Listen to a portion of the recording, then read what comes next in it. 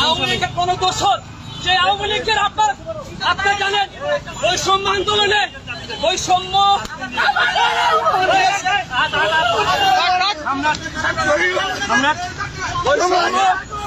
বৈষম্য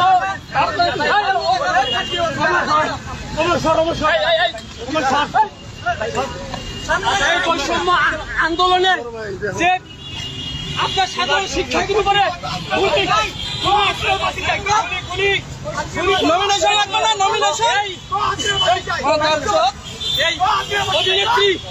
এই অভিনেত্রী আপনার ও কিন্তু সরাসরি ছাত্রদের বিপক্ষে গিয়ে ও গুলি করার সেই পক্ষে দোষদের পক্ষে ছিল তাকে কোনো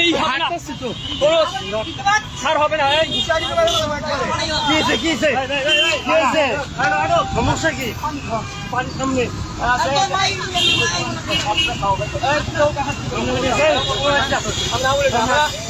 আমি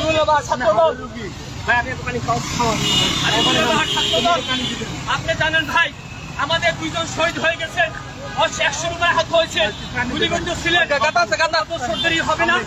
আমরা থানায় গেলাম বিবি আপনাদের তাকে অ্যারেস্ট করে না আমরা থানায় নিয়ে যাচ্ছি। থানা আমাকে আইনের হাতে আইন আমরা তুলে নেব না, আইনের কাছে আমরা সমর্থ করে দেবো। আইনের প্রতি আমরা সবাই শ্রদ্ধাশীল বিশ্বাস করি। এই বাংলা জমিনে কোন আওয়ামী লীগের দোষর সে অভিনেত্রী হোক সে ক্রিকেটার হোক যাই হোক তাদের কোনো ছাড় হবে না। আমার ভাইয়ের রক্ত যখন দিয়েছি রক্ত আরো দেবো, তারপরে কোনো আওয়ামী লীগের দোষর এই বাংলায় আসতে পারবে না ইনশাআল্লাহ। যেহেতু জীবন তো টাকা প্রস্তুত আমরা জীবন মহানগর ঢাকা মহানগর করবো হান্নান ভাই তার তিনি বিষয়টি জানেন।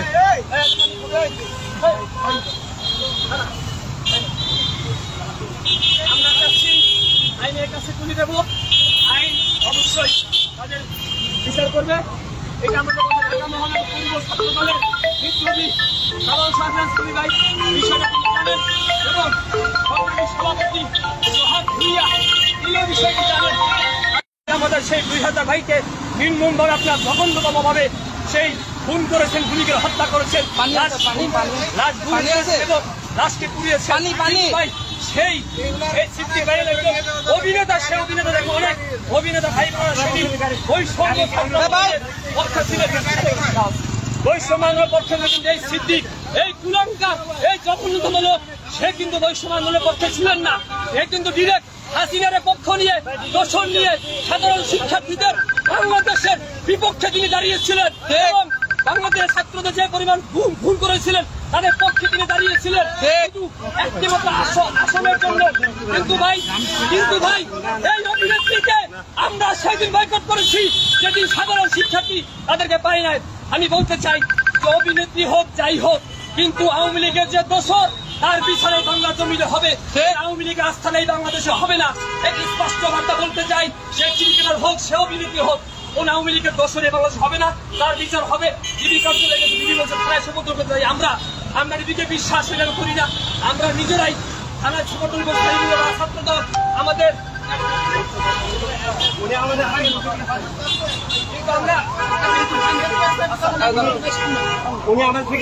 কিন্তু আমরা দেখেন আমরা তাকে যথেষ্ট সম্মান দেখিয়েছি, আমি তাদেরকে এখন এই করি নাই।